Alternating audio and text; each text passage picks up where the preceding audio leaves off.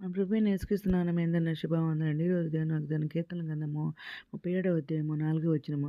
యెహోవాను బట్టి సంతోషించుము, ఆయన నీ హృదయ వాంఛలను తీర్చునని వాగ్దానం ఇచ్చిన పరిశుద్ధాత్ముడు అతడు తెలిసి ప్రార్థన చేసి చెల్లించి మళ్ళా ప్రార్థన చేసి దేవుడు అన్నప్పుడు దేవుడి వాగ్దానం చేయించారండి. అన్ని స్టాటస్ పెట్టినట్టున్నాడు ఇక్కడ.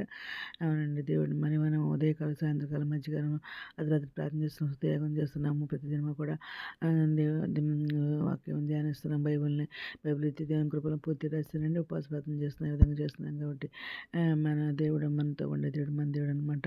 ఇక్కడ దీనికి రిలేటెడ్ వాక్యాలు చూస్తే 37వ అధ్యాయంలోనే మరి ఫస్ట్ వచనం చూస్తే చెడ్డవారిని చూచి నీ వ్యసన పడకము అంటున్నారు, దుష్కార్యం చేయవారిని చూచి నువ్వు మచ్చడ పడకము అని అంటున్నారు అనమాట.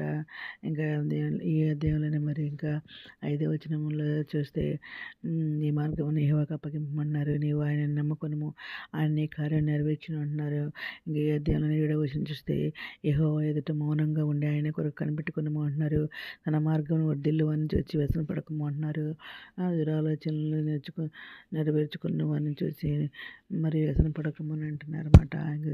ఈ అధ్యాయంలో 23వ వచనంలో చూస్తే ఒకరి నడితే యెహోవా చేతనే స్థిరపరచబడిన అంటున్నారు. వాని ప్రవర్తన చూసి ఆయన ఆనందించను అంటున్నారు.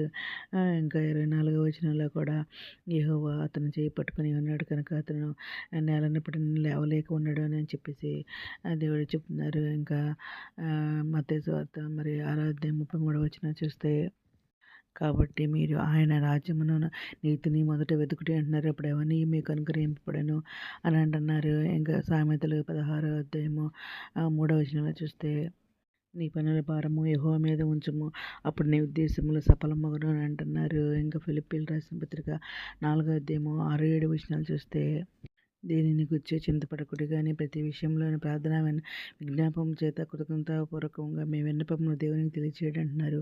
అప్పుడు సమస్త జ్ఞానమునకు మించిన దేవుని సమాధానం యేసుక్రీస్తు వలన మీ ఉద్యములకు మీ తలంపులకు కావలి ఉండని చెప్పేసి కూడా దేవుడు అంటున్నారండి.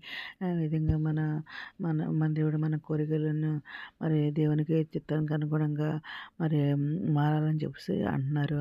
ఆయనతో సంతోషంగా ఉండమంటున్నారు. ఆయన ద్వారానే ఆయన మన ఉదయం వాంఛన తీర్చేవాడు మంచివాడు అనమాట. ఆయన మనకు మేలు చేస్తాడని మనకి చెబుతున్నాడు అనమాట. మనం దేవునిలో సంతోషంగా ఉంటే దేవుడు తప్పకుండా మన కార్యాలు నెరవేరుస్తానని అంటున్నారు. ముందు ఆయన పని చేయమంటున్నారు, అప్పుడు దేవుని చేత నేను తీస్తానని అంటున్నారు అనమాట. దినం మరి ఇంకా దుఃఖంతో వేదన దుఃఖంతో ఉన్న వాళ్ళతో దేవుడు ఏ విధంగా మాట్లాడుతున్నారు అనమాట. మీరు కన్నీళ్ళు విడవడుకొని యెహోవా యందు ఆనందించుడు అని చెప్పేటప్పుడు మీరు బలం పొందుతారని అంటున్నారు. ఇంకా దేవునికి అసాధ్యమైనది ఏమీ ఉండదు అని అంటున్నారు. ఆయన నిశ్చయంగా మనతో చెప్తున్నారని అంటున్నారు అన్నమాట. మత్తయి సువార్త 17:24 వచనాలు. ఈ విధంగా మరి అపనమ్మకం ఉండకూడదు అని అంటున్నారు అన్నమాట. దేవుడే మనకు తోడుగా ఉండే దేవుడు, మన దేవుడు, మన వాంఛన తీర్చే దేవుడు. ఈ దినం ఇంత మంచి ఒక తెచ్చిన దేవుడికి కృతజ్ఞతలు చెల్లించుకుంటూ ఈరోజు మనం ప్రార్థన చేసుకుందాం. మౌనతలో సరస్వతి మందిరా ఘనమైన నామని తీస్తున్నా తండ్రి, అది మీద ప్రపంచం ప్రతి ఒక్క బిడ్డని పేరు పేరు న్యాయం చేసుకోండి. ఆయన ప్రతి ఒక్క బిడ్డ అవసరం తగ్గిన నాకు తెలిసిన కోరికలు వచ్చింది. చిన్న బిడ్డలు మంచి ఆరోగ్యం దేశాలు నిరుద్యోగ ఉద్యోగాలు తెచ్చండి. అదే ప్రశ్నలకు అదే సాయం తెచ్చండి. అనారోగ్యం హాస్పిటల్ వేదన దుఃఖం వాదొచ్చిన వినివారు లేనెత్తండి. రక్షణ తెచ్చండి. అవసరం మరి ప్రశ్న వెనకాల మీ కాడు వెంట కూర్చోపండి. మీ త్వరగా రాని మీరు ఇష్టానికి మీ అందరూ సరిపడ్డ కూర్చోమని అది పిల్లలు ఉండే భాగం నేర్చామని మా ప్రిపరేషన్ నేర్చుకేస్తే పరిశుద్ధమైన అడిగి పెట్టుకుని ప్రార్థిస్తామండి. మేము దీని ప్రార్థనలో మా కుటుంబం గురించి కూడా ప్రేర్ చేయమని మనం చేసుకుంటున్నాం అండి. ప్రభు సేవలో మీ సహోదరి. God bless you.